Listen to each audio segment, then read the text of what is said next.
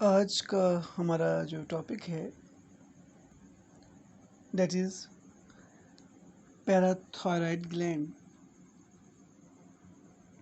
हमने इससे पहले थायराइड के बारे में बात की। देखिएगा, पैराथायरॉयड ग्लैंड जो है ये थायराइड ग्लैंड की लेटरल साइड पे लेटरल लोब के साथ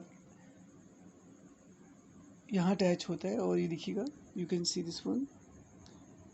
ये देखिए, एक पेयर ये और एक पेयर ये, आप कह सकते 2 पेयर्स हैं। ठीक है, तो आप कह सकते हो कि पैराथायरॉयड जो ग्लैंड है that having 2 pair of parathyroid gland, okay, lateral lobes of thyroid पे अटैच होती हैं या एम्बेडेड होती हैं। और याद रखिएगा, एमसीक्यूज़ के हवाले से अगर आ जाए तो हार्मोन जो प्रोड्यूस होता है पैराथायरॉयड से दैट इज़ पैराथार्मोन। अच्छा, पैराथार्मोन का मेन पर्पस है to to produce calcium. Main purpose ये है। अब क्या होगा, जब low level of blood calcium होगा तो ये स्टिमुलेट करेगा more production of what, the parathormone. यानी जितना कैल्शियम लेवल कम होगा वो इंडिकेट करेगा कि पैराथार्मोन ज़्यादा प्रोड्यूस हो। जब पैराथार्मोन प्रोड्यूस होगा तो फिर कैल्शियम लेवल राइज करेगा। अच्छा, अगर बहुत ज़्यादा लेवल देखिएगा यहाँ पे हाई लेवल ऑफ कैल्शियम अगर होगा तो डेट इज़ नॉट गुड। वो सप्रेस करेगा थार्मोन की, पैराथार्मोन की प्रोडक्शन को, ताकि वो बैलेंस रहे। ठीक है। अच्छा, अब देखिएगा, अगर कोई इनएफिशिएंसी हो जाती है या देयर सम डिसऑर्डर, तो अगर अंडर एक्टिविटी हो जाए, मतलब पैराथार्मोन कम प्रोड्यूस हो। अब खुद सोचें, जब पैराथार्मोन कम प्रोड्यूस होगा तो डेफिनेटली कैल्शियम कम प्रोड्यूस होगा, कैल्शियम की कमी हो जाएगी। तो deficiency of calcium is called tetany. ठीक है। और ओवर एक्टिविटी अगर हो जाए due to some unknown reason और नोन रीज़न भी आप कह सकते हैं, अगर ओवर एक्टिविटी हो जाए पैराथायरॉयड की तो ज़्यादा प्रोड्यूस होगा पैराथार्मोन। जब बहुत ज़्यादा प्रोड्यूस होगा पैराथार्मोन तो डेफिनेटली कैल्शियम का लेवल राइज कर जाएगा, क्योंकि वो कैल्शियम प्रोड्यूस करेगा। जब कैल्शियम का लेवल राइज कर जाएगा तो डेफिनेटली हाई एक्सेस कैल्शियम जो है वो डिपॉजिट होना शुरू हो जाएगा और किडनी स्टोन की चांसेस होंगे। This is the parathyroid gland. अब आ जाइएगा, बहुत इंपॉर्टेंट टॉपिक है ये, आइलेट्स ऑफ लैंगरहैंस। इसका दूसरा नेम है पेनक्रियाज। ठीक है, लैंगरहैंस साइंटिस्ट के नेम से है। याद रखिएगा, ये जो पेनक्रियाज है ये इसको डबल ग्लैंड कहा जाता है। ठीक है, और ये जो आइलेट्स ऑफ लैंगरहैंस है, पेनक्रियाज, ये किसके कंट्रोल में है? Under the control of ACTH, adrenocorticotrophic hormone and thyrosteroid hormone के कंट्रोल में है। एंड ये जो पेनक्रियाज की एक्सक्रीशन है depends upon the glucose level. Okay, मैंने कहा कि डबल ग्लैंड है, exocrine gland having ducts to produce pancreatic juice. ठीक है, ये डोडिनम में पैनक्रियाटिक जूस को पोर करता है।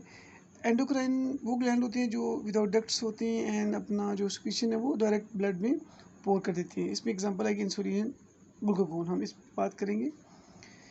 2 टाइप ऑफ सेल्स हैं आइलेट्स ऑफ लैंगरहैंस पेनक्रियाज में। अल्फा सेल्स जो हैं वो ग्लूकागोन प्रोड्यूस करते हैं और जो बीटा सेल्स हैं वो इंसुलिन प्रोड्यूस करते हैं। अब हम बात करेंगे पेनिसिलिन की। इंसुलिन जो है ये बीटा सेल से प्रोड्यूस होता है, और इंसुलिन जब प्रोड्यूस होगा तो इंसुलिन क्या करेगा, इससे ग्लूकोज का लेवल लो होगा, ग्लूकोज मेटाबलाइज होगा और जो सेल की परमिबिलिटी बढ़ जाएगी और ग्लूकोज एब्जॉर्ब होगा ताकि इंसुलिन पे एक्ट करे। और जो एक्स्ट्रा ग्लूकोज होता है, इंसुलिन ना सिर्फ ग्लूकोज को मेटाबलाइज करता है, उसको लेवल को कम करता है, बल्कि इंसुलिन जो है एक्स्ट्रा ग्लूकोज को कन्वर्ट इनटू ग्लाइकोजन। ठीक है, कन्वर्ट करते हैं इनटू ग्लाइकोजन लिवर के अंदर या मसल्स के अंदर। अच्छा, और ग्लूकागोन जो है ये प्रोड्यूस होता है अल्फा सेल्स से, देखिएगा। और जब ग्लूकोज का लेवल हमारे ब्लड में कम हो जाता है तो फिर मैसेज आता है। ठीक है, तो फिर जो स्टोर होता है ग्लाइकोजन वो कन्वर्ट होता है इनटू ग्लूकोज। अभी हम सोचेंगे समटाइम क्या होता है कि कुछ इंडिविजुअल्स में उनकी जो अपनी उसकी टी लिम्फोसाइट्स हैं, हेल्पर टी सेल्स, वो उनके बीटा सेल पे अटैक कर देती हैं। अब देखिए, बीटा सेल अटैक होगा, जब बीटा सेल डैमेज होंगे तो इंसुलिन प्रोड्यूस नहीं होगा। जब इंसुलिन प्रोड्यूस नहीं होगा तो डेफिनेटली ग्लूकोज का लेवल राइज कर जाएगा, और ग्लूकोज का लेवल जब राइज कर जाएगा तो डायबिटीज़ मेलाइटिस हो जाएगी, IDDM, insulin dependent diabetes mellitus type 1। और ये बिफोर 40 से यंग एज में होती है। इसमें इंसुलिन ऐसे लोगों की अगर इंसुलिन नहीं बनता और उनको इंसुलिन के इंजेक्शन लगते हैं। ठीक है, अब हम बात करें ग्लूकागॉन के हवाले से। अच्छा, अब ये पॉइंट हो गया। टाइप पीरियड 2 की बात कर लेते हैं। एक और भी डायबिटीज़ की टाइप है, उसमें इंसुलिन तो प्रोड्यूस होता है लेकिन कुछ फैक्टर्स है मिस होते हैं जो ग्लूकोज को मेटाबलाइज नहीं करवाती, इस वजह से उससे भी ग्लूकोज का लेवल राइज कर जाता है। वो है non insulin dependent diabetes malice type 2 sorry. ठीक है, और ये कंसेप्ट भी हो गया। अब एक और बात समझते हैं कि अगर किसी वजह से इंसुलिन ज़्यादा प्रोड्यूस हो जाए, अगर इंसुलिन ज़्यादा प्रोड्यूस हो जाए तो ज़ाहिर इंसुलिन ग्लूकोज को यूटिलाइज़ कर लेगी, ग्लूकोज का लेवल कम हो जाएगा। तो जब ग्लूकोज का लेवल कम हो जाएगा इससे बोलेंगे hypoglycaemia, low level of glucose. अब किसी वजह से अगर जो है ग्लूकोज इंसुलिन कम प्रोड्यूस होता है, इंसुलिन कम प्रोड्यूस होगा तो ग्लूकोज का लेवल राइज कर जाएगा।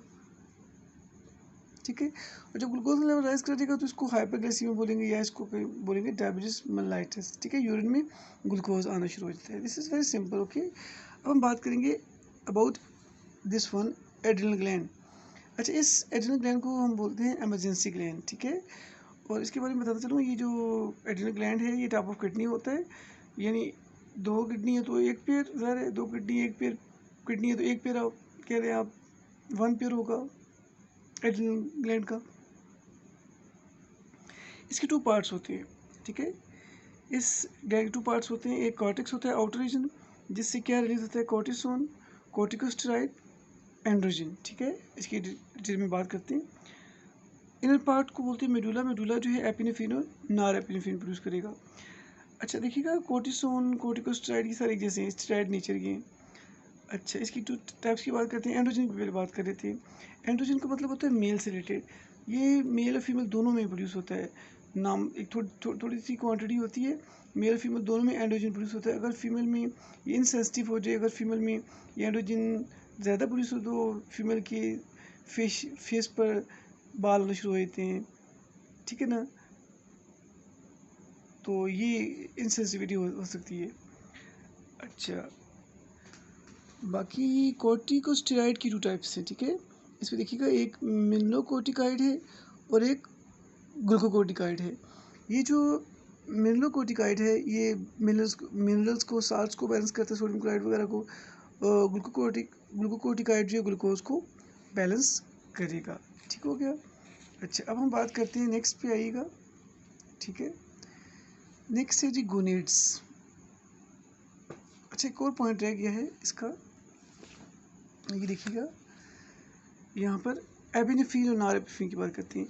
ये जो एपिनेफ्रिन और नॉर एपिनेफ्रिन है एक्चुअल में ये जो है इमरजेंसी कंडीशन में प्रोड्यूस होता है, और ये एपिनेफ्रिन जो है ये वेजो कंस्ट्रिक्टर है और नॉर एपिनेफ्रिन जो है वेजोडिलेटर है। ये वेसल्स कंस्ट्रिक्टर में वेसल को कंस्ट्रिक्ट करेगा, ब्लड प्रेशर राइज करेगा, और नॉर एपिनेफ्रिन जो है ये डायलेट करेगा।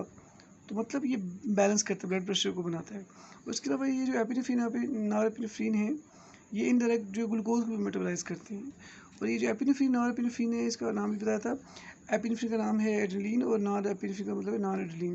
और ये इमरजेंसी ग्लैंड्स हैं और ये स्ट्रेस फाइट फ्लाइट सिचुएशन में प्रोड्यूस होती हैं। ठीक है, अब आ जाए गोनेड्स भी।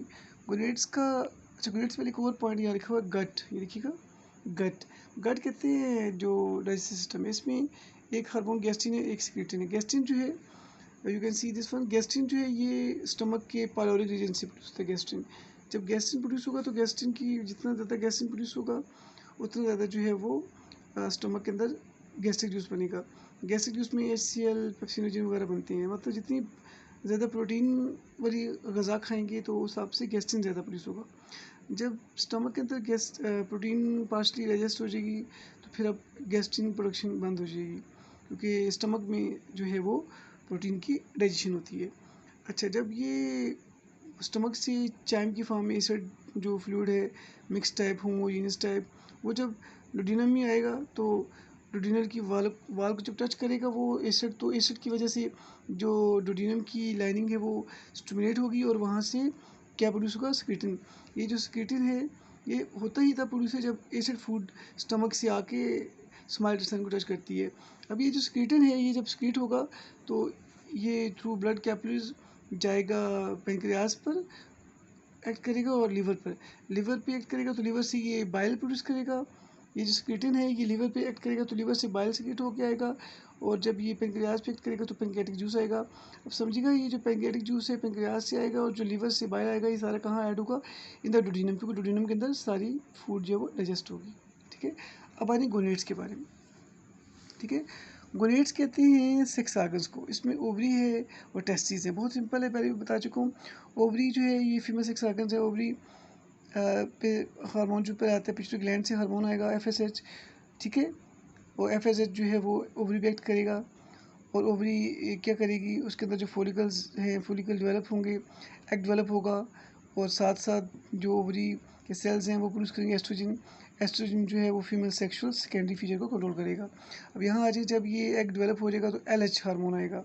LH हार्मोन असल में कहाँ से आएगा, पिट्यूटरी ग्लैंड से। ये क्या करेगा, ओवुलेशन काज करेगा। ओवुलेशन का मतलब है एग को रिलीज करेगा। ओवुलेशन क्या है, the release of one egg from human female per month is called ovulation. अच्छा, जब ओवुलेशन हो जाएगी LH की वजह से तो फिर क्या होगा, वो फॉलिकल जिससे एग रिलीज होता है, रप्चर फॉलिकल, जिस फॉलिकल से एग रिलीज हुए वो फॉलिकल कन्वर्ट हो जाएगा into corpus luteum. Corpus luteum कैसा होता है, ये येलोइश ग्लैंडुलर सेमीसेलर स्ट्रक्चर होता है, और ये जो corpus luteum act as a gland, ये ग्लैंड पे एक्ट करता है, और ये जब ग्लैंड पे एक्ट करेगा तो प्रोजेस्टेरोन प्रोड्यूस करेगा ताकि प्रेगनेंसी मेंटेन हो अगर in case of female is pregnant. ठीक है, ये भी सिंपल था, बाकी सारा आपको ये नेक्स्ट चैप्टर में भी रिपीट हो जाएगा, नो प्रॉब्लम। अब टेस्टिस पे आ जाइए। Testis in case of male gonads को कहते हैं, और टेस्टिस में जो है सेमिनिफेस ट्यूब्यूल्स होती हैं, you can see this, seminiferous tubules होती हैं। इन सेमिनिफेस ट्यूब्यूल्स के अंदर स्पर्म प्रोड्यूस होते हैं, और स्पर्म तब प्रोड्यूस होंगे जब सेमिनिफेस ट्यूब्यूल्स के दरमियान में कुछ सेल्स होते हैं, उनको बोलते हैं इंटरस्टिशियल सेल्स बोलते हैं, और इन इंटरस्टिशियल सेल्स के अंदर जो हार्मोन है टेस्टोस्टेरोन, ये जो टेस्टोस्टेरोन हार्मोन है जब ये प्रोड्यूस होगा तो ना सिर्फ टेस्टोस्टेरोन जो है मेल सेक्सुअल फीचर्स को, मेल सेक्स हार्मोन को कंट्रोल करेगा, बल्कि साथ साथ जो है ये सक्सेसफुल स्पर्म प्रोडक्शन के लिए भी ये रिस्पॉन्सिबल होगा।